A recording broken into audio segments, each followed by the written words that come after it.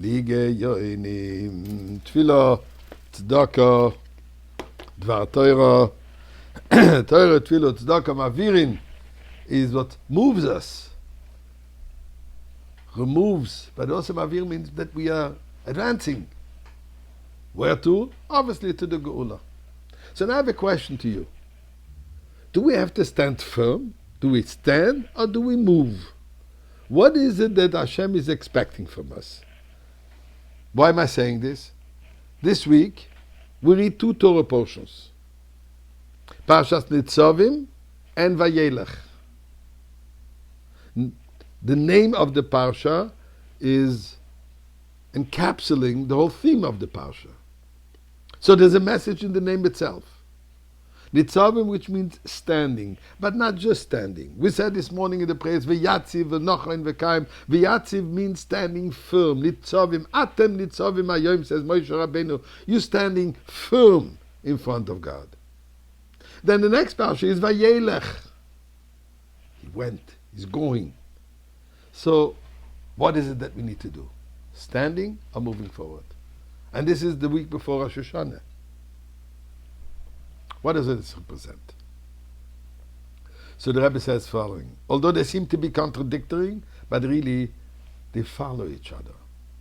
If atem nitzavim, if you're standing firm on what? On your principles, on your commitments, on your obligations, then vayelech, you can advance. But if you're wishy-washy, you're not standing firm, you're bending, there's always a notwithstanding clause, then no vayelech, you can't go forward. And I'm sure that you can all think of certain instances in your own lives where when you stood firm in the principles, that's when you achieved, that's when you went forward. A story which comes to mind amongst many. This individual, an insurance agent, at one point in his life made a commitment to put on tefillin every day. Before he goes to work, he puts on his tefillin. One day, he calls me, says, Rabbi Zushe, I have to share with you what just happened to me today. I've been working on a fire for months. A huge contract. Basically, that was going to be my retiring contract. A company with 1,000 employees that I'm going to sign up on in insurance.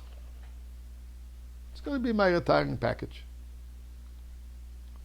Prepared everything, all the documents, everything is ready. I'm supposed to meet with the CEO to put a final signature on it. Appointment is in the morning, in his office. I'm all anxious, excited. And I'm going towards the appointment. As I'm in the car, in traffic, dawns on me. With all the excitement, I forgot to put on my tefillin this morning. And I made a commitment that before I go to work, I put on my tefillin. I look at the watch. If I turn back, there's no way I'm going to be on time for the meeting. But if I don't turn back, when will I put on my tefillin? I have an inner battle. I'll put it on later. You made a commitment. Exception. Commitment is a commitment. And there's a battle between my Yetzer Tov and my Yetzer Hara, my divine soul and my animal soul, going back and forth, and then suddenly I put my foot on the brake, I make a turn, I go back home, says, whatever will be. Commitment to God is a commitment and I'm not breaking it. I went home. I put on my tefillin. I called the office.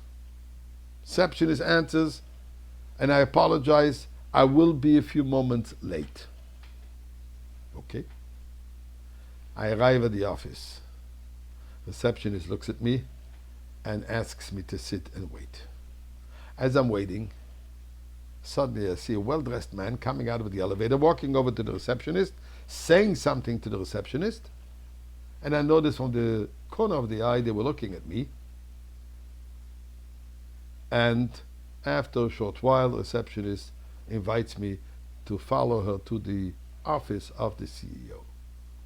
As I come in, I see this is the man that I just saw coming into the elevator. And he profusely apologizes for making me wait. That meeting, he says, went so smooth. The meeting went so easy. The signature was put on. I had the deal. And he says, I'm pretty sure the reason why it went so smooth was because I kept my commitment to God I put on my tefillin. Nitzavim vayelach. Firm. Then we move forward. So Eibishter, we are firm on our demand, on our quest, on our desire, on our cry out to you. We want Mashiach now. Send us the Geula. Vayelach. Let's go.